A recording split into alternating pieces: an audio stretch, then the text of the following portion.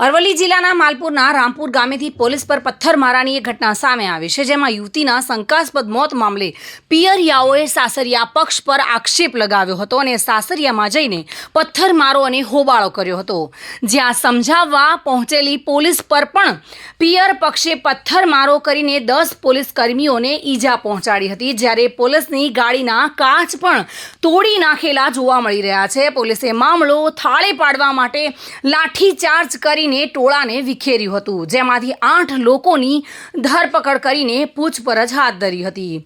ત્યારબાદ પોલીસે 27 નામજોગ અને 200ના ટોળા સામે ગુનો નોંધીને કાર્યવાહી હાથ ધરી હતી।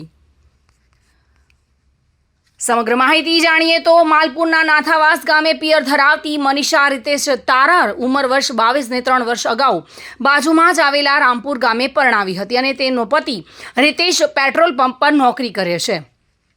અને સાસુ સસરા ખેતી કામ કરે છે। તારીખ 2 સપ્ટેમ્બરના રોજ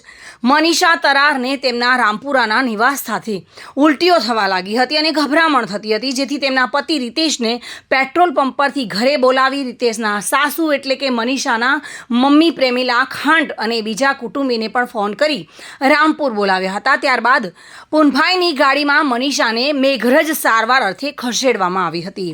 અને ત્યાં સારવાર પતાવી ડૉક્ટરની સલાહ મુજબ વધુ સારવાર અર્થે મોડાસા કૃષ્ણા હોસ્પિટલમાં લઈ જવાયા હતા, જ્યાં મનીષાના પિતા રણછોડ ખાંટ અને ભાઈ મૂસા ખાંટ પણ હોસ્પિટલ પહોંચ્યા અને એમ્બ્યુલન્સમાં જ તબીબને બોલાવી તપાસ કરાવતા તબીબે મનીષાને મૃત જાહેર કરી હતી।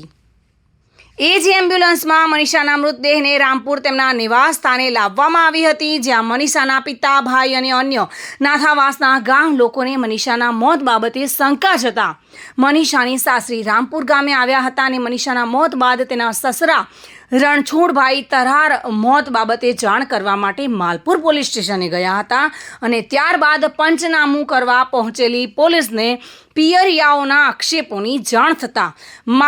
માલપુર પીએસઆઈએ બાયોડ ડીવાયએસપીને સમગ્ર બાબતે જાણ કરી હતી અને મૃતદેહનું પંચનામું કરી પોસ્ટમોર્ટમ માટે માલપુર સીએસસી લાવેલા, પરંતુ મનીષાના પિયરિયાઓ દ્વારા વધુ શંકાઓ કરી મનીષાને મારી નાખી છે એવા ઉગ્ર આક્ષેપો કરતા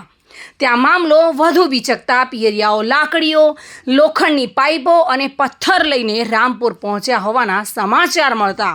માલપુર પીએસઆઈએ વાતાવરણ તંગ જોઈ જિલ્લા પોલીસ અધિક્ષકને જાણ કરી હતી અને વધુ બંદોબસ્તની માંગ કરી હતી। જ્યારે 3 સપ્ટેમ્બરના રોજ બપોરે 2 પોલીસ અધિકારીઓ 12 ડીવાયએસપી સહિત બંદોબસ્ત માટે રામપુર ગયા હતા અને સ્થિતિ તંગ જણાતા જિલ્લામાંથી LCB, PI, SOG, PSI Sathamba, PI Dhansura, PSI Meghraj, PI અને પીએસઆઈ તેમજ ધનસુરા બાયડ અને મેઘરજના પોલીસ કર્મીઓ મોટી સંખ્યામાં બનાવના સ્થળે પહોંચ્યા હતા અને તે વખતે નાથાવાસના પિયરિયાઓ બૂમો પાડીને છૂટા પથ્થરો ફેંકતા હતા, જેથી પોલીસે તોફાન ન કરવા અને જે ફરિયાદ હોય તે માલપુર પોલીસ સ્ટેશને આવીને ફરિયાદ કરવા સમજાવ્યા હતા। તેમ છતાં આ પિયરિયાઓ વધુ ઉગ્ર બન્યા હતા। ડુંગરના તીક્ષ્ણ પથ્થરો વડે પોલીસને મારી નાખવાના ઈરાદે તેમના પર પથ્થરમારો કર્યો હતો। જો કે પિયરિયાઓએ જોર જોરથી બૂમો પાડીને કહી રહ્યા હતા કે આજે તો પોલીસને પતાવી દો, જીવતા છોડવાના નથી અને રસ્તાઓ બ્લોક કરી દો। જે પૈકી અમુક માણસો પાસે લાકડીઓ, લોખંડની પાઇપો હતી, જે સાઠંબા પીઆઈ જીએસ સ્વામીને માથામાં મારી અને અન્ય અધિકારીઓ અને પોલીસના કર્મચારીઓને પથ્થરો અને લાકડીઓથી માર માર્યો હતો। પોલીસે ગાડી પર રહેતા માઇકથી કાયદો હાથમાં ન લેવા જાહેરાત કરી હતી, પરંતુ લોકો વધુ ઉગ્ર બની પોલીસને બળ પ્રયોગ કરી ટોળું વિખેરી નાખવું પડ્યું હતું। આરોપી રણછોડ ખાંટ, રીતેશ ખાંટ અને અન્ય લોકોએ મેઘરજ પોલીસ સ્ટેશનની સરકારી ગાડીના કાચ તોડી નાખ્યા હતા, જ્યારે ડ્રાઈવર રાજેશ બાબુલાલને માર મારીને લાઠી અને હેલ્મેટ ઝૂંટવી લીધું હતું અને મનીષાના સસરા રણછોડ તરારના ઘર પર ચડીને તોડફોડ કરી ઘરને આગ લગાવી દીધી હતી, સાથે જ ઘરમાં રહેલા 50,000ની ચોરી પણ કરી હતી। જોકે પોલીસે આ ટોળા પૈકી 8ને રાઉન્ડ અપ કરી ધરપકડ કરી છે અને માલપુર પોલીસ સ્ટેશને લાવ્યા હતા। તેઓની પૂછપરછમાં તેમના દ્વારા લખાવેલા ટોળા પૈકીના 27ના નામજોગ અને 200ના ટોળા સામે પોલીસે ફરિયાદ નોંધી હતી અને આમ પોલીસે પોલીસના કર્મચારીઓને મારી નાખવાના ઈરાદે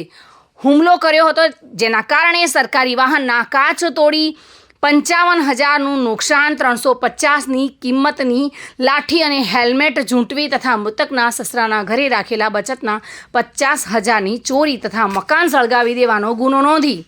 તપાસ હાથ ધરી છે. મૃતકના મૃતદેહને હાલ મોડાસા કોલ્ડ સ્ટોરેજમાં રખાયો છે. જોકે હાલ મામલો ખૂબ જ બિચકેલો જોવા મળી રહ્યો છે. પોલીસ દ્વારા ધરપકડ કરાયેલા આરોપીઓની પૂછપરછ હાથ ધરવામાં આવી છે. ધાર્મિક ભટ્ટ સાથે bureau report, today Gujarati news.